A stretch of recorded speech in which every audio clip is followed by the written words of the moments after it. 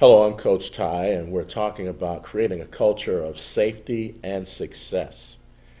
We're opening up discussion talking about all the things that went wrong at Penn State University with the Jerry Sandusky case, and then how it cascaded over to Syracuse and Coach Fine being terminated, only to have the statute of limitations run so he can't be criminally charged.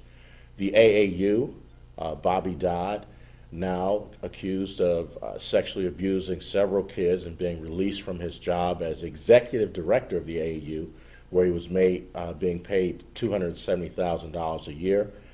The Citadel, a military institution that paid out $3.25 million in damages, and just recently the United States Air Force Academy. Where does it end? Well, we're going to talk, and we're fortunate to have on the show today Officer Kevin Owens, who has worked with the FBI, who has done internet stings, where he has literally been involved in arresting predators that get online going after children. I'd just like to have you introduce yourself, and we're going to open it up and talk about some cases. Right off the top, I have to indicate that I can't share with the viewers the agency I work for a number of policy reasons, but I am an active officer, and I did have time through my local agency to work with the FBI. I spent 2.5 years working on a federal task force, and the part of that was the most amazing was the depth of the involvement of people looking for children and the depravity within that volume. Of course, in my regular everyday uniform life, these cases come up, and we get involved in social networking cases, Facebook and America Online and whatnot, of people acting inappropriately. And as well, people should be cautioned that there are criminal cases that come out of these, with people through social networking setting up arrangements to meet, and then robberies occur. So I've been a policeman for 21 years, local law enforcement, 3 years with the feds, on the Internet Task Force, and I'm happy to be here and to talk these cases with you. Awesome. One of the statistics that comes out is that 1 out of 5 children that get online will be inappropriately contacted by someone speaking to them about sex or pornography. Tell us about one of the cases that you worked with in terms of an internet sting and how it was set up and went down. Oh, that is easy to do. It was like shooting fish in a barrel, these cases. And that 1 in 5 stat, that 20% stat, has been rock solid since probably 2000, 2001. Case that comes to mind right away is just the mere fact of me going online to a social network site, in the parameters of how the agency task force had to work. By that I mean we could not be the aggressors. We could not be the ones that act like the curious, interested parties. We were really kind of reduced to a presence. And in a chat room, just the mere presence with the profile that I maintained would draw people in. And we also had the ability... What was your profile? My profile ran the gamut of male, female, juveniles, of different socioeconomic parameters, but really what was the linchpin was that my profile was set up to appear as though easy prey. And by that I mean dysfunctional. My profile indicated that I came from a broken home, I didn't fit in, kind of a loner type of a profile. And the very nature that I had that made up profile is why we teach kids to have no profile. I'm going to ask you 2 questions. Surely. First, I want to get to it. I just have to know, Kevin, online, were you blonde? Were you a brunette? Were you, 5'2", how? I was a mere 12-year-old boy almost all the time online. Okay. And 12-year-old for a very specific reason, and that had to do with the state of Ohio criminal code and the penal part of the crimes that were committed virtually against me. And that always amounted to a person through the social networking or internet service providers' chat rooms going through a courtship with me that culminated in them meeting the elements of particular crimes to have me meet them out. And once all those elements were met, then we had a good charge. We had prosecutorial overview and review of what we were doing. And once green-lighted by them to go ahead and effect the arrest, we would. And that was almost always at a time and location specified by the perpetrator who wanted that meeting to occur. Okay, I'm going to jump in there. You said 12. You were 12. Yes, sir. That really is the big ticket age, actually between 8 and 12, that children, if they're going to be sexually abused, are most vulnerable. That's the biggest number, that age group. So, Kevin, with that said, what are the things that you would have to say, so to speak, pre-qualify them so that they could be charged? What would you have to get? Although your terminology of pre-qualified is a really great word, and in the federal task force, the word that we would use would be predicated. What that means is we had to know, in our own understanding, that the individual we were dealing with was already, what's the word I'm looking for? Not predicated.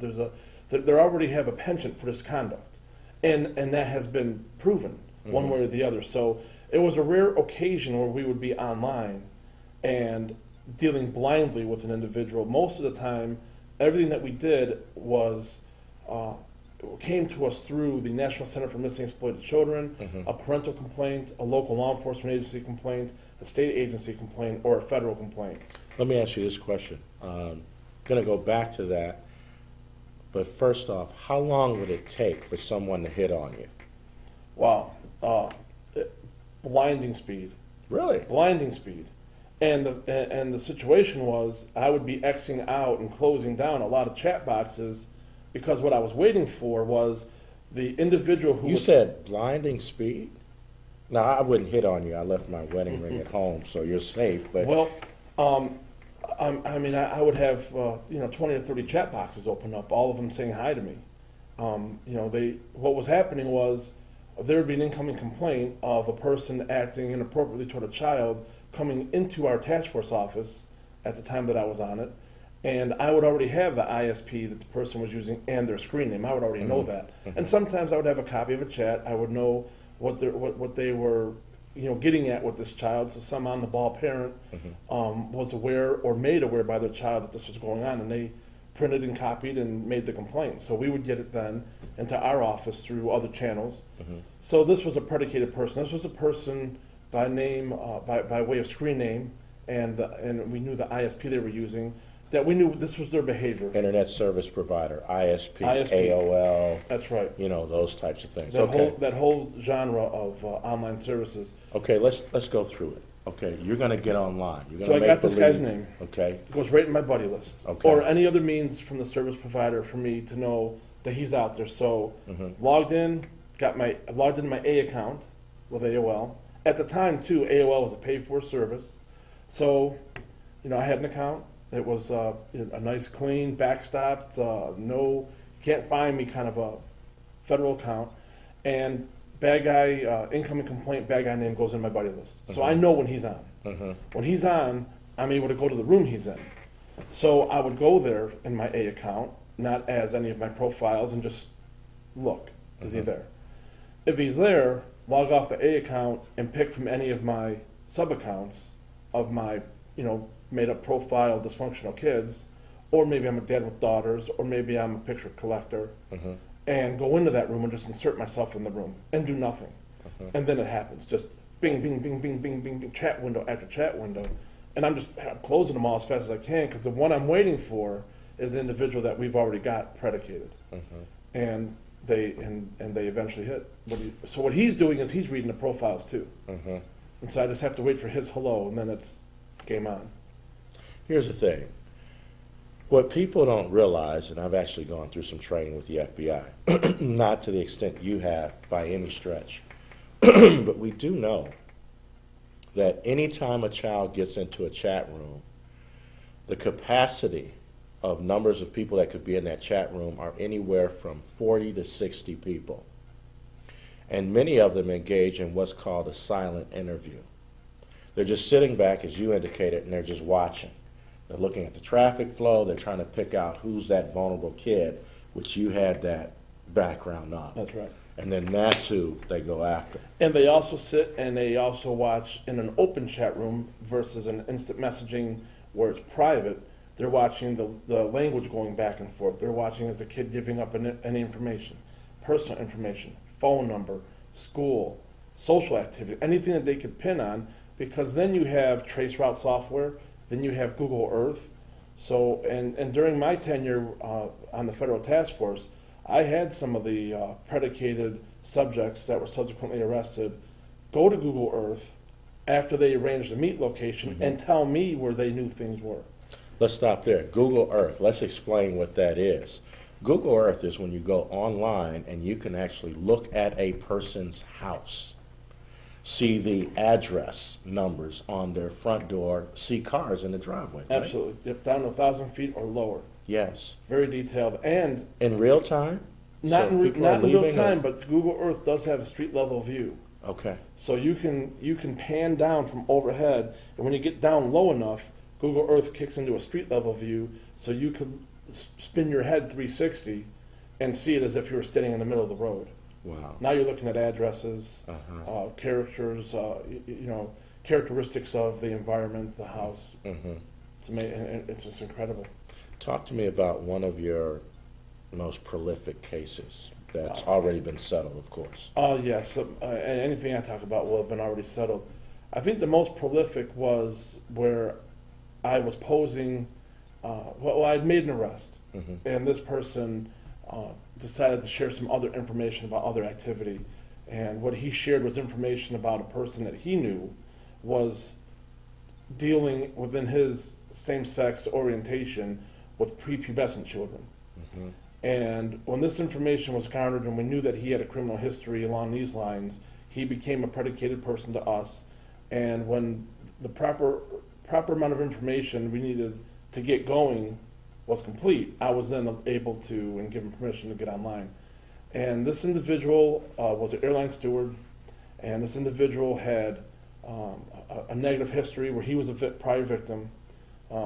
He was caught up in a scandal that had occurred in a religious church setting, and he grew up to be a predator, and he grew up to be a person that was into really young boys, 8 years old, thereabouts. So the deal was that when I made contact with him, my profile was that I was also an adult male, same-sex orientation, and in the closet. I was not out. And what he would do when we would speak is try to get me to come out and then learn his tricks to be able to be active and not get caught. And he wanted me to roll into a position of being with other prepubescent children. And so our conversation led to him wanting to take a flight up to Cleveland.